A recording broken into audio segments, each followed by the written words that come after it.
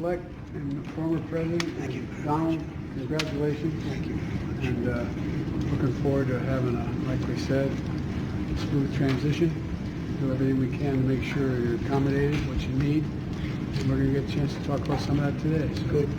Welcome Thank you back. very much. And thank you very much. And politics is tough, and it's in many cases not a very nice world, but it is a nice world today, and I appreciate it very much. And a transition that's so smooth, it'll be as smooth as it can get, and I very much appreciate it. Mitchell, what do we surmise could happen there with a second Trump administration with regard to the war between Russia, or the invasion of Ukraine by Russia? Exactly. Donald Trump has said he could solve it in one day, in 24 hours. He has embraced Vladimir Putin, not denied reports, credible reports, Bob Woodward and others, that he has talked to Putin many times since leaving the Oval Office. And he has said that Zelensky should be negotiating, so there'll be pressure on Zelensky to negotiate now, which means giving up territory. It was Donald Trump who pressured Senate Republicans to withhold weapons from Ukraine at a pivotal time in the war last winter. From strange to stranger, that sums up Donald Trump's cabinet. He's named a few more people to run the U.S. government, and it's all that the media can talk about in Europe, here in India, in Africa, basically all over the world. We generally do not cover government formation like this. We cover the campaign, we cover the results, and that's about it. Such an intense coverage on cabinet picks is rare. I mean, can you name Britain's defense secretary, or China's finance minister, or India's attorney general? Chances are you can't. But you know that Trump's Pentagon chief is a Fox News host. It shows the sort of power the U.S. wields in world affairs. It also tells you how they dominate media narratives. There are so many reports, so many leaks, so many insider accounts, so the whole thing becomes riveting to cover. Of course, Trump's choices have added to the intrigue. Meet his pick for Attorney General, the man who will head the U.S. Department of Justice, sort of like America's top cop, the FBI, the Drug Enforcement Agency, all of them will report to him. And his name is Matt Gaetz, a congressman from the state of Florida. Even Republicans are surprised by this choice. One lawmaker said that he was stunned and disgusted. Another said that Gaetz has a better shot at dining with Queen Elizabeth than being confirmed by the Senate. And yes, he is talking about the late British monarch. John Bolton called this the worst cabinet pick in history. And Bolton was Trump's national security advisor, a longtime Republican. I'm sure you're wondering what this outrage is all about. Well, listen to Gaetz's resume. He ousted a Republican House Speaker in 2023.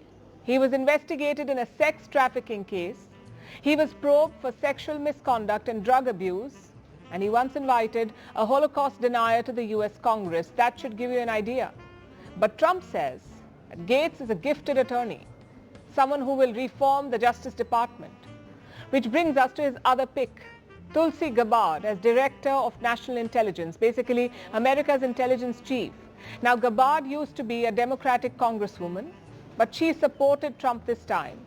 She was also America's first Hindu lawmaker, and her politics, like Trump, she wants Washington to withdraw from foreign wars.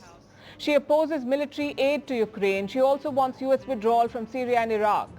Interestingly, Gabbard met Syrian President Bashar al-Assad in 2017, right in the middle of the Syrian civil war. In 2019, Hillary Clinton claimed that Russia was grooming her, sort of like a deep state Kremlin candidate. Many Republicans are unhappy with this choice, with Tulsi Gabbard, but she and Gaetz may find it hard to get Senate confirmation. At least 50 senators need to approve their appointment. On paper, this should not be a problem because Republicans have 53 seats in the U.S. Senate. But a number of them are privately concerned, and not just about the cabinet picks. Look at this report. It says the Trump team is planning a purge at the Pentagon. They're drawing up a list of officers to fire. Even Joint Chiefs of Staff are said to be on this list, especially those appointed by Mark Milley.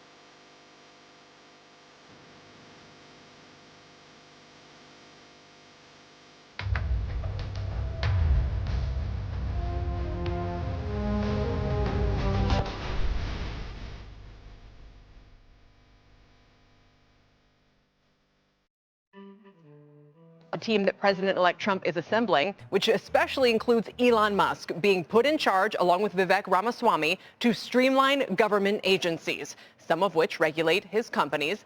For more, let's bring in CNBC's Steve Kovac. Also with us is Wedbush's Dan Ives, who mentions, Dan, that his influence at the White House you think will be a game changer for Tesla. And maybe we should start there with kind of the immediate kind of investable implications of all this. Some might say, hey, this is now a major distraction for Musk, but he's shown himself to have a pretty wide berth.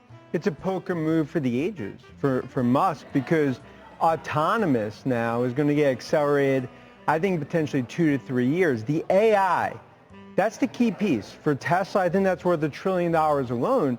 And when you look on the federal agency side, look, essentially, federal agencies were the teachers. Musk was the student. Say he was in detention. Now he becomes the principal. So as this all plays out now, it's a huge sort of seat at the table. And for Musk and Tesla, I view this as a game changer from unlocking value, but especially Musk's influence is not going to stop here. I expect more of it, especially when it comes to China and AI. So let me just sort of stop you right there. So on the issue of autonomous and AI, this might be something involving NHTSA, the agency, for instance. You know, he's talking about going in and trying to cut $2 trillion of federal spending. You're reading this as is somehow directly affecting what NHTSA might do on that front? I mean, just connect those dots for me. I think there'll be a knock on the door for NHTSA, and it's Musk who's sitting there. And look, and ultimately, this is just the start. And I think, Kelly, that's what the stock's starting to reflect, is that the autonomous piece, which is really what I view as the key from an AI perspective for Tesla. That's